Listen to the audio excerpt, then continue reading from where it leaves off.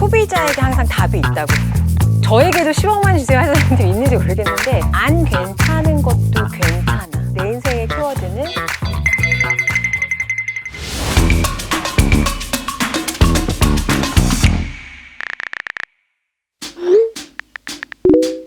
다운이.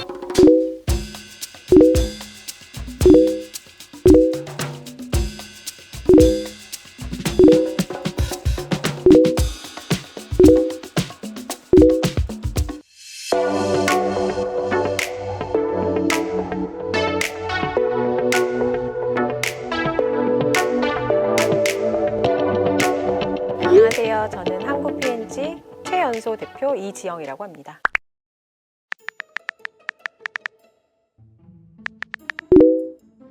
비공개 스토리이긴 한데요. 사실은 몰랐었어요. 약간 몰래카메라 같았었던 것이 높으신 분이 한국을 방문한다는 거예요. 오셔서 굳이 다른 미팅을 하고 있는 저를 잠깐 나오라고 하시더라고요. 보통 그렇지 않거든요. 우리가 너에게 이제 업무 평가를 좀 우리가 모인 김에 좀 하고 싶다. 나는 이렇게 생각해, 나는 이렇게 생각해, 이렇게 쭉 돌아가는 거고. 이런 거는 앞으로 좀 더 잘했으면 좋겠고, 근데 앞으로 더 잘했으면 좋겠고에 해당하는 모든 업무가 대표가 해야 되는 업무인 것 같은 거예요. 그러면 대표를 시켜주든가라고 제가 속으로 생각을 했었어요. 그래서 우리가 너를 대표로 승진을 시키기로 결정했다. 그러면서 네, 악수를 해주셨어요. 이 모든 것이 P&G에서는 굉장히 일반적인 일이다.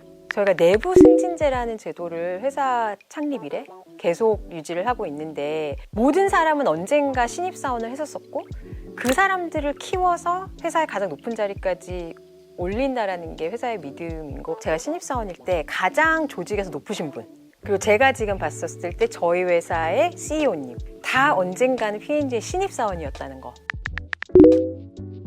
매우 기억나요. 입사 첫날 제가 입사했었던 시기가 딱 1월인데요. 내년 한 해 동안 쓸 예산안을 엑셀에다 다 정리를 해가지고 이제 그거를 제출하라는 게 첫날 받은 업무였어요. 근데 신입사원이 이제 딱 데이 원에 그 예산의 이름도 다 모르겠는 건 거죠. 그래서 했는데 당연히 계속 틀리죠.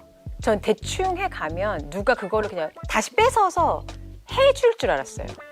근데 그걸 끝까지 시키더라고요. P&G의 비즈니스에 투입이 되는 모든 인력은 자기가 주도적으로 이 일을 수행해 나갈 수 있는 능력이 있어야 한다라고 믿기 때문에 저희가 그 책임을 일찍부터 그거에 대한 인지를 시키는 거에 중점을 두고 있다고 생각하시면 돼요.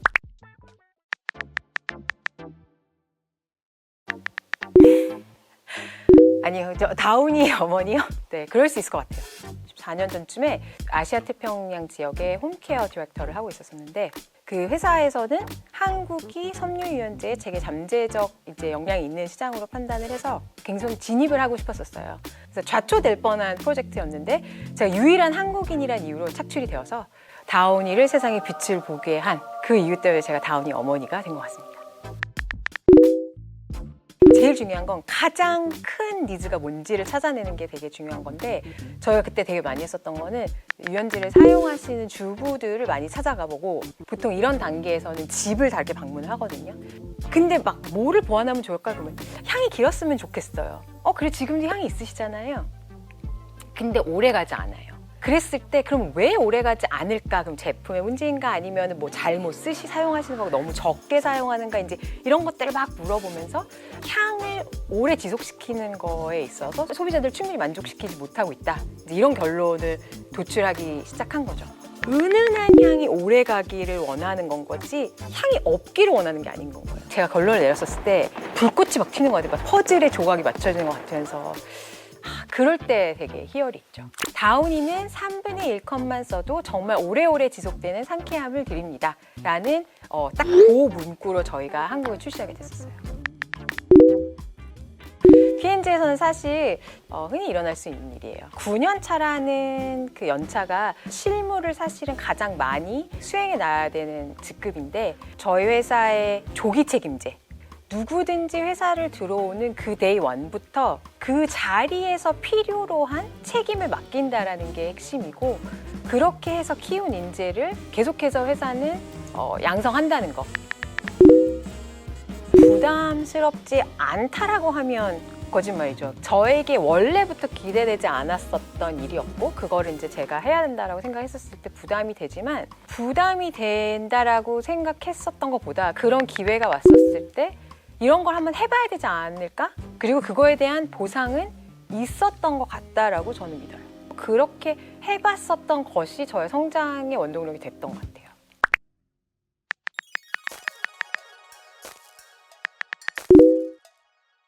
네, 제가 페브리즈 담당하고 있었을 텐데요. 미국에 있는 본사에서 가장 높으신 분들이 두세 분이 오셔가지고 그 당시 상황이 비즈니스가 좀 정체가 돼 있었고 그 미팅 끝날 무렵에 뭐가 있으면 이 비즈니스를 다시 성장시킬 수 있겠냐라는 질문을 하셔서 제가 그때 미디어 비용이 부족한데 1밀리언 달러를 주시면 제가 한번 다시 성장을 시켜볼 수 있겠다라고 말씀을 드렸었어요. 내가 생각하는 거를 얘기해서 밑절 본전이 안 주면 할 수 없는 건 거지. 그때는 그게 용기라고 생각하지 않았고 평상시에 좀 그런 고민을 했었었고 그 고민을 하던 때에 그 미팅이 또 이뤄졌고 또 책임감을 가지고 그 돈을 받아서 집행을 했고요. 집행을 한 결과 2년 안에 비즈니스는 2배로 성장을 했었어요. 저의 개인적인 자신감도 좀 올라갔었던 계기? 이거 보고 또 저희 회사 사람들, 저에게도 10억만 주세요 할 사람들이 있는지 모르겠는데 네, 저도 확실한 인사이트고 확실한 제안이라면 네, 언제든 할 수 있습니다.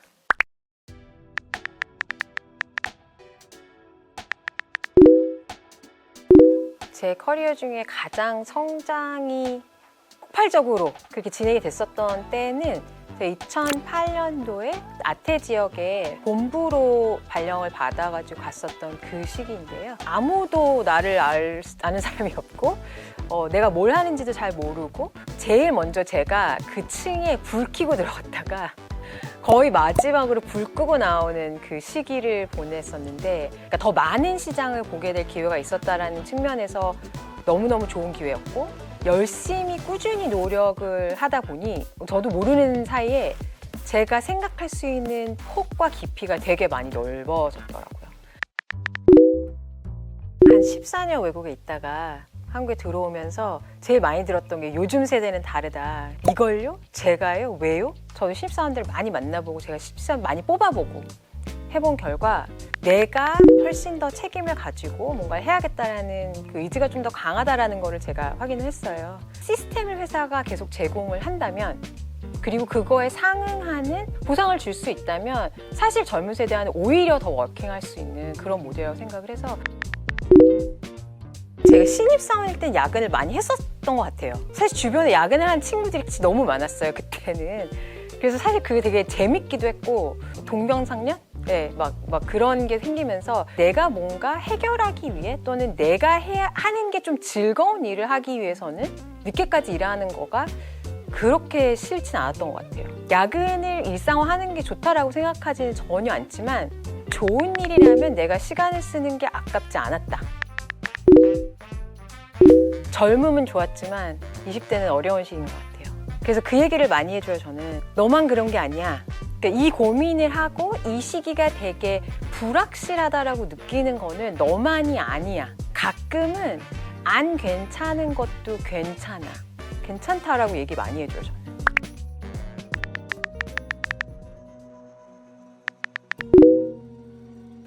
한국 시장은 되게 역동적인 시장이어서 세계의 러닝 허브가 될 수 있는 역량이 충분히 있다고 생각을 하고 P&G 한국이 인재 파워하우스라고 불리우는 이유도 사실 거기에 있지 않은가 저는 생각을 하거든요.